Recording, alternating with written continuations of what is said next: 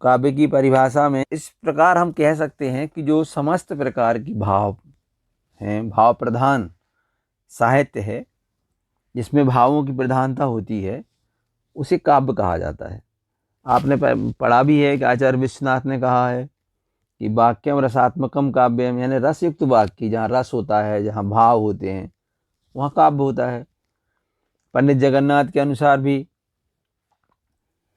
रमणीयार्थ प्रतिपादका शब्द काव्यम, रमणीय अर्थ के प्रतिपादक धर्म को काव्य कहते हैं। जहाँ बहुत ही रमणीय सुंदर अर्थ होता है, जहाँ, यानी यहाँ भी वही बात है कि जहाँ भावों की प्रधानता होती है, वहाँ काव्य होता है। लिखने का तरीका बदला हुआ है।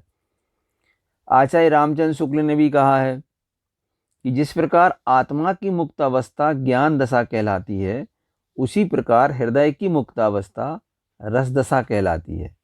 हृदय की इसी मुक्ति की साधना के लिए मनुष्य की वाणी जो शब्द विधान करती आई है, उसे कविता कहते हैं। जयशंकर प्रसाद जी कहते हैं, आत्मा की संकल्पनात्मक अनुभूति ही काव्य है। यानी जहाँ आत्मा को प्रसन्नता होती है, सौंदर्य का अनुभव होता है, वहाँ काव्य होता है। काव्य के रूप होते हैं दो, एक तो पद्य काव्य होता है और एक होता है गद्य काव्य। तो पद्य में छंद होते हैं, लय होती है, उसे पद्य कहते हैं।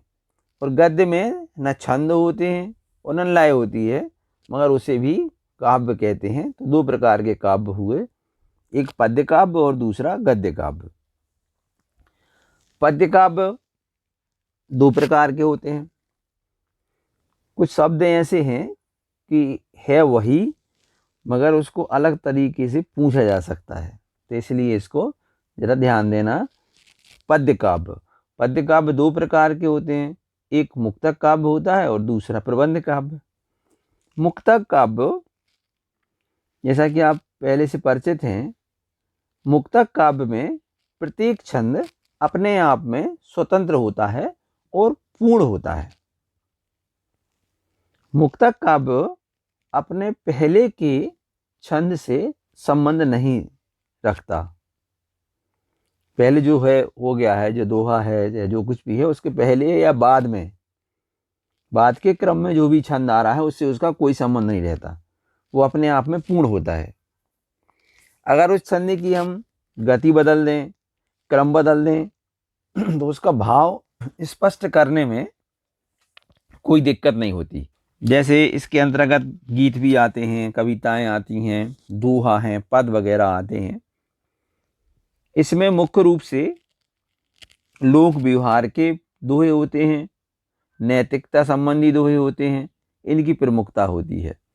और ये दो प्रकार के होते हैं, एक पाठ मुक्तक और दूसरा गेय मुक्तक। इसमें उदाहरण के लिए हम सूरदास, मीरा, बिहारी, रहीम आदि के उदाहरण इसमें हम लिख सकते हैं। अब प्रबंध काव्य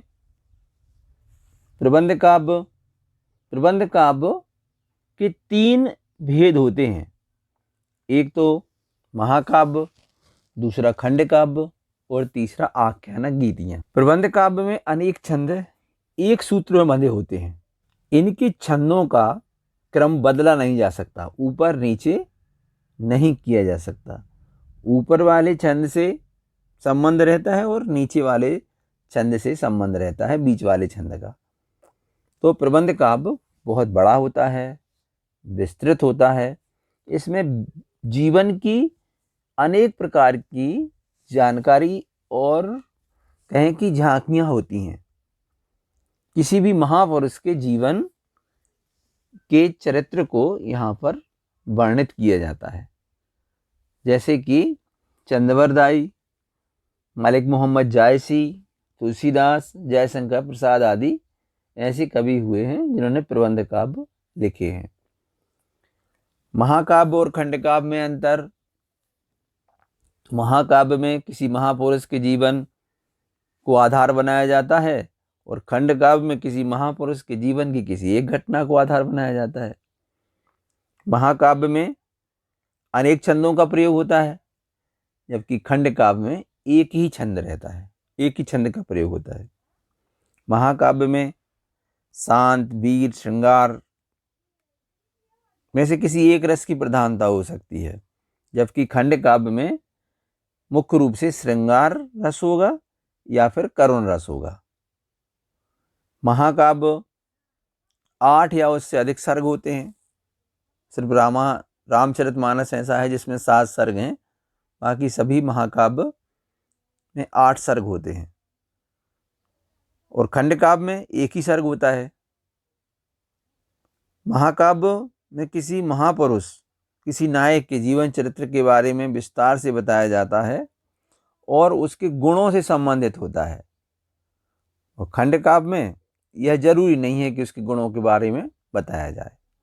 तो उदाहरण के लिए मलिक मोहम्मद जायसी की पद्मावत, जयशंकर प्रसाद की कामायनी, मैथिली शरण गुप्त की साकेत, पृथ्वीराज चंद्रवरदाई की पृथ्वीराज रासो, अयोध्या सिंह उपाध्याय हरिओत का प्रिय प्रवास और गोस्वामी तुलसीदास जी की रामचरितमानस, ये महाकाव्य हैं। और खंड काव्य में श्याम नारायण पांडे का हल्दी घाटी, सूर्यकांत त्रिपाठी निराला का तुलसीदास, रामधारी से दिनकर का रश्मि रथी, नरोत्तम दास का सुदामा चरित्र और मैथिली शरण गुप्त के पंचवटी और जयद्रथ वध। इसके बाद तीसरा है आख्यानक गीतियां, जो प्रबंध काव्य का तीसरा भेद है। इसमें दोनों से अलग, इसमें ना महाकाव्य है और ना एक खंड काव्य है, मगर एक पद्य से बंधी हुई रचना है, जिसमें किसी महापुरुष के बारे में, उसके शौर्य के बारे में, पराक्रम, उसका त्याग, बलिदान, प्रेम या करुणा आदि उसके जो मानवीय गुण हैं उनकी प्रधानता इसमें होती है। इसे गाया जाता है, गाया जा सकता है, इसमें नाटकीयता रहती है और इसकी भाषा एकदम सरल रहती है, स्पष्ट रहती है, जो मन को प्रसन्न करती है, रोचक होती है। जैसे कि आप सभी जानते ही हैं सुभद्रा कुमारी चौहान की झांसी की रानी, उसको जैसे पढ़ते चले जाते हैं उसका अर्थ स्पष्ट होता जाता है और सरल है, बहुत सारे लोगों को याद भी है। और ऐसा एक और उदाहरण याद रखना है, मैथिली शरण गुप्त ने एक और आख्यानक गीतियां लिखी है जिसका नाम है रंग में भंग।